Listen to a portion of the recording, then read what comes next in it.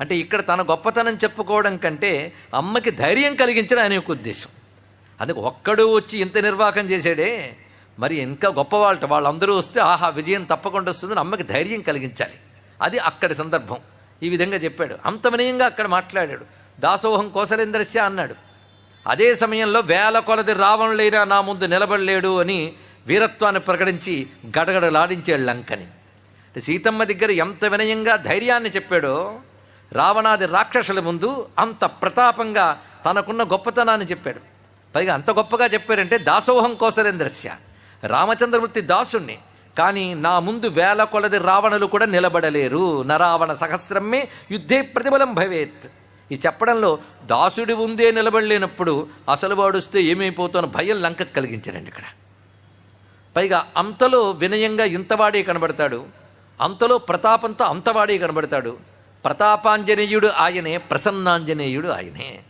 కేవలం ఎప్పుడు ప్రతాపము వీరత్వమే కాదు, ప్రసన్నతా గుణం కూడా ఉండాలి. అది తెలుసుకోవాలి. ఎప్పుడు ఒకేలా ఉండడం మాత్రం గొప్ప విషయమేం కాదండి. ఎప్పుడు ఎక్కడ ఎలా ఉండాలో అలా ఉండాలి. ఇక్కడ ఇన్ని రకాల గతులు కలిగిన వాడు గనక, వివిధములైన ఈరా అంటే గతులు కలిగినటువంటి వాడు గనక ఆయన వీరుడు, మహావీరుడు అన్నారు. ఇది వీర శబ్దానికి మనకు అర్థం. వీర దగ్గరే మనం తెలుసుకోవాల్సిన ధీర కూడా, వీరుడు ధీరుడు కూడా ఆయనే. అందుకే శౌర్య ధీర అన్నీ ఉన్నాయి ఆయన దగ్గర. ధీర శబ్దం నుంచే ధైర్యం అనే మాట కూడా వచ్చింది. ధైర్యంగా ఉండేటంటే ధీరము యొక్క భావమే ధైర్యం, శూరము యొక్క భావమే శౌర్యం.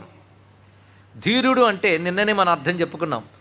వికారములు కలిగించే సంఘటనలు ఎదురుగా కనబడుతున్నప్పటికీ కూడా వికారాలకు లోను కాకుండా ఉండేవాడే వీరుడు. ఇది శివుడు అలా ఉన్నాడని చెప్తూ కాళిదాసు వర్ణిస్తాడు. ఏ వికారానికి లోను కాకుండా తపస్సులో ఉన్న శివుణ్ణి వర్ణించారు. వికారహేతౌ సతి విక్రయంతే ఏషాం న చేతాంసి తయేవ ధీరాహని. హనుమంతుడి దగ్గర మీరు చూస్తే ఆ ధీరత్వం ఎంత గొప్పగా కనబడుతుంది. దేనికి చెక్కు చెదరడండి ఆయన. ఎందుకంటే అవసరమైనప్పుడు కోపం చూపించవచ్చు, కానీ కోపానికి తాను లొంగిపోకూడదు. కోపాన్ని తను లొంగ తీసుకోవాలి, ఒక ఆయుధంలో వాడుకోవాలి. ఇక్కడ అది హనుమంతుడి ముందు కనబడుతుంది. కానీ హనుమంతుడిని శాంతింపజేసే వాళ్ళు ఎవ్వరూ ఉండరు. ఆయనే శాంతింపజేసుకోగలరు, తెలియాలి. కొందరు కోపం వస్తే చాలామంది కూర్చోపెట్టాలి, విసనకర పట్టి విసరాలి, మంచినీళ్ళు తాగించాలి, అప్పుడు వాళ్ళు చల్లబడతారేమో. అంటే తన కంట్రోల్లో కోపం లేదు, కోపం కంట్రోల్లో వాడున్నాడు. కానీ భగవంతుడు ప్రతి ఎమోషన్ కూడా పనికొచ్చేలా వాడుకోవడానికి ఇచ్చాడు. కానీ వాటికి మనం లొంగిపోకూడదు. హనుమత్స్వామి తన కోపాన్ని ప్రకటించగానే రాక్షసులు గడగడలాడిపోయారు. అదే సమయంలో సీతమ్మ రాముడు కనబడితే వెంటనే తగ్గుతాడు ఆయన. తన్ను తాను నిగ్రహించుకోగలడు. అది ధీరత్వం యొక్క విశేషం. అంటే నిజానికి ఆ కోపం కానీ ఇవన్నీ కూడా ఒకానొక అవసరం కోసం ప్రయోగిస్తున్నాడు, కానీ ఆయన స్వభావం కాదు అది. ధీరుడు ఆ విధంగా ఉంటాడు. అంతేకాదు, సీతమ్మను అన్వేషిస్తూ ఆయన వెళుతున్నప్పుడు, ఆ రావణాంతఃపురంలో సంచరిస్తున్నప్పుడు రకరకాల స్త్రీలను చూశాడు, నిద్రావస్థలో ఉన్నటువంటి వారిని. నిద్రావస్థలో వారి యొక్క వస్త్రాదుల యొక్క స్థితులు కూడా యథాతథంగా ఉండవు, మార్పులు చెందుతుంటాయి. ఇవన్నీ పరిశీలించాడు. స్త్రీలందరినీ పరిశీలించి ఒక చోటుకు వచ్చి మనస్సులో అనుకుంటాడు, నేను ఇలా పరస్త్రీలను చూశానే, ఇది ధర్మ విరుద్ధం కదా అనుకుంటాడు. ధర్మ సాధ్వస సంకిత అంటాడు వాల్మీకి. అక్కడ ధర్మ విరుద్ధం కదా అనుకుని వెంటనే అంటాడు, ఇది ధర్మ విరుద్ధం కాదు.